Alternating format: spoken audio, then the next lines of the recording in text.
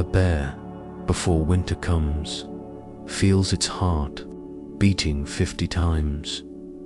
Each minute, 50 steady beats, pumping warm blood through its massive body.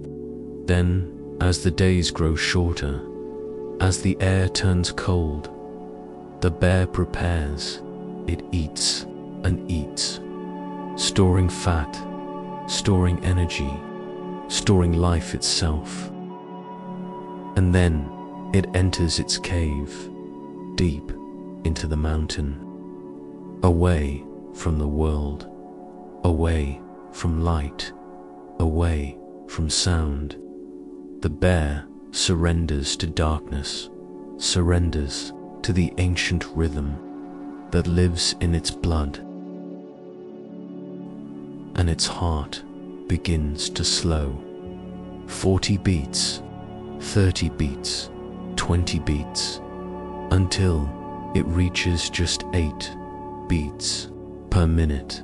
8, as if time flows differently for the bear now, as if the bear has stepped outside of normal time, into a slower time, a deeper time, a time measured not in seconds, but in seasons.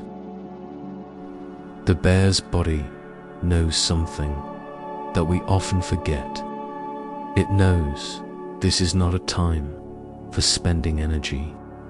This is a time for preserving, for conserving, for waiting, for trusting that spring will come again. The bear's body temperature slowly begins to fall. 35 degrees, 30 degrees, 28 degrees, dropping like the temperature outside.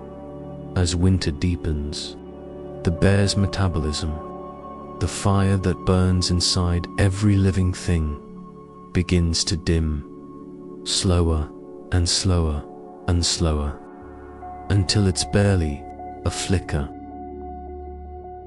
But the bear is still alive, still breathing, still dreaming, perhaps just living at a different speed now, a quieter speed, a gentler rhythm, like the rhythm of snow, falling on frozen ground, each flake drifting down, without hurry, without effort, soft, silent, inevitable. The bear doesn't fight this, doesn't resist. It simply allows the cold, allows the darkness, allows the deep, profound rest. In the marshlands of North America, would frogs do something even more remarkable? They freeze, not just feeling cold, not just slowing down, they actually freeze. As winter comes, as temperatures drop below zero, the frog's body begins to transform. Water in its cells begins to crystallize. Ice forms in its blood. Ice forms in its muscles. Ice forms in its skin. 70% of the frog's entire body turns to ice crystals, solid, frozen, still. The frog's heart, which beats steadily all summer, begins to slow, slower, slower, until it stops, completely stops. No heartbeat. The frog's lungs, which breathe air all season, begin to slow, slower, slower, slower, until they stop. No breath, no movement, no visible sign of life. And yet, the frog is not dead deep inside. At the cellular level, life persists.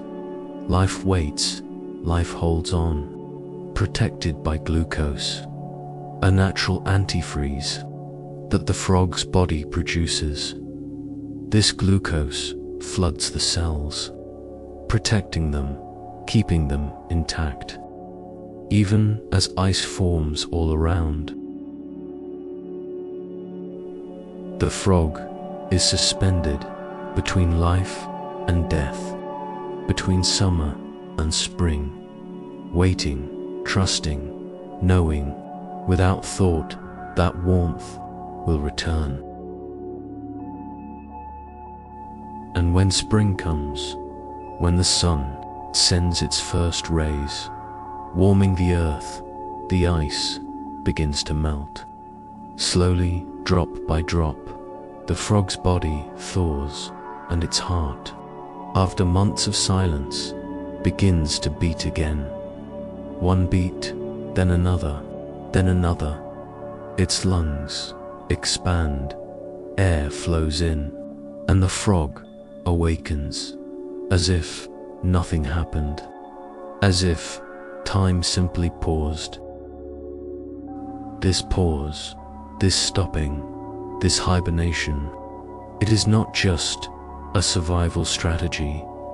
It is a kind of wisdom, a kind of surrender, surrendering to nature's rhythm, to the truth that everything has its season, a time for activity, a time for rest, a time for light, a time for darkness.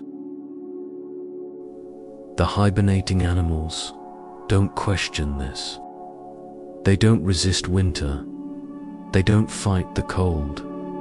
They simply yield to it. They trust it. They know deep in their biology that this too shall pass. Everything passes. Winter passes. Cold passes. Gold passes. Darkness passes. And spring always returns. Your thoughts are like seasons too. They come, they stay a while, and they pass. Your worries, like autumn leaves, they appear, they swirl around, and they fall away. If you let them, if you don't, hold on, if you simply allow them to pass. Like clouds, moving across the sky, you don't need to chase them, you don't need to solve them. You just need to let them drift by. A hedgehog, somewhere in a garden, has curled beneath the earth in a nest of leaves and grass and moss. Protected, hidden, safe, the hedgehog's breathing has slowed to almost nothing. One breath every hour. Imagine that, 60 minutes passing and just one single breath. The hedgehog's body has slowed so much that time has nearly stopped for it. Its heart beats only a few times per minute. Its body temperature has dropped to just above freezing. All energy systems running at minimum, just enough to sustain life, just enough to keep the tiny flame burning.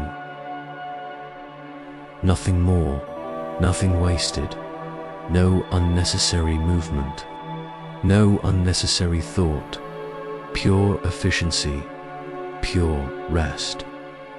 The hedgehog doesn't worry about the world outside, doesn't think about tomorrow, doesn't plan or analyze or stress. It simply rests, completely, totally, absolutely. Your body knows this wisdom too, deep inside, in your cells, in your DNA, in your bones. There is ancient knowledge, the knowledge of how to rest, the knowledge of how to stop, the knowledge of how to simply be, without doing, without thinking, without striving. Every cell in your body remembers the deep rest that all life needs. All you need to do is allow it. Give permission, that's all rest needs. Your permission. Right now, in this moment, you are breathing. Air flowing in, air flowing out. Your heart is beating, blood flowing through you, carrying oxygen, carrying life to every part of you. But you can slow your pace. You have that power, just like the hibernating animals. You can slow your metabolism. You can slow your thinking. You can slow your worries. You can just slow down. Take a breath a little deeper, hold it for a moment, and release a little slower. Feel your shoulders dropping. Feel your jaw relaxing. Feel your body getting heavier, heavier, sinking into whatever supports you. You are safe to rest now, safe to let go, safe to stop. Nothing requires your attention. Nothing needs to be solved. Not now, not in this moment. This moment is only for rest. Close your eyes if you haven't already. Let the darkness behind your eyelids become your cave, your hibernation den, your safe place. Imagine your body temperature slowly adjusting, not cold, not hot, just perfectly, comfortably warm, like being wrapped in the softest blanket, like being held by the earth itself. Your heart, notice it now, beating steadily, and with each beat it slows, just a little, not dangerously, not unnaturally, just gently, slowing, finding its resting rhythm. Your breath flowing in and out, and with each breath it deepens just a little, becomes a little softer, a little quieter, like the breath of a sleeping bear, deep in its cave, far from the world, your mind filled perhaps with thoughts, images, sounds, memories, and that's okay. Let them be there like snow, falling outside the cave. You don't need to go out into it. You can just watch it from inside, safe, warm, protected. Each thought is just a snowflake, beautiful for a moment, and then melting, disappearing, becoming nothing. Outside your cave, the world continues. Perhaps there is noise. Perhaps there is light. Perhaps there is movement. But none of it reaches you here. You are deep inside now, deep in your hibernation, where nothing can disturb you. No sound too loud to ignore. No light too bright to see through closed eyes. No thought too important to interrupt this rest. You are exactly where you need to be, doing exactly what you need to do, which is nothing, nothing at all, just the gentle rhythm of your breath, in and out. in and out, slowing, deepening, fading. Like footprints in fresh snow, gradually being covered until they disappear completely, and there is only the smooth, untouched surface of pure white silence.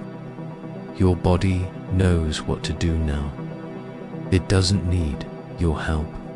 It doesn't need your supervision.